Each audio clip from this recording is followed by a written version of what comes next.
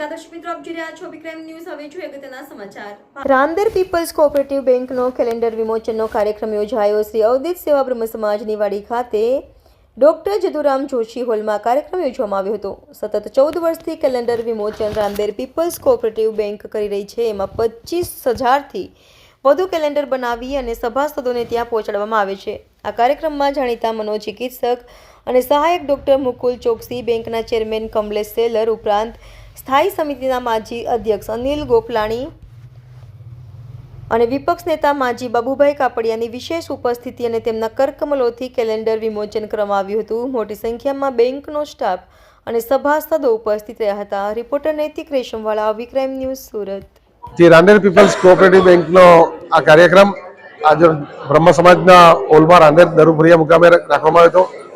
દર વર્ષની પરંપરાની મુજબ છેલ્લા 14 વર્ષથી આ બેંકનું કેલેન્ડરનું વિમોચન જે ડૉક્ટર મુકુલભાઈ ચોકસી, જાણીતા આપણા મનોચિકિત્સક છે, તેમના શબ્દોથી અલંકારે કરેલ અને રાંદેર અરાજન વિસ્તારમાં રહેતા આપણા મહાનુભાવોને જીવન ચારિત્રના એ શબ્દોથી અલંકારિત કરીને નવી પેઢી સમક્ષ એનું પ્રેરણાસ્ત્રોત બને તે માટેનો આ બેંકનો પ્રયત્ન છે. કુલ 25,000 કેલેન્ડર છાપવામાં આવે છે, પણ વિશેષ વાત એ છે કે 10,000 થી 11,000 જેટલા સભાસદો, ગ્રાહકો આ બેંકનું કેલેન્ડર મેળવવા બેંક બિલ્ડિંગ પર, જે લાલ બેંક આપણી છે તે બિલ્ડિંગ પર આવીને સ્વયં આવીને કેલેન્ડર મેળવતા હોય છે. સૌ મિત્રોને બી વિનંતી છે કે ફરીથી એ જ પરંપરા મુજબ આપ કેલેન્ડર મેળવવા માટે પણ બેંક બિલ્ડિંગ પર અવશ્ય પધારશો અને બેંકની સેવાથી પણ લાભ થવા માટે વિનંતી છે.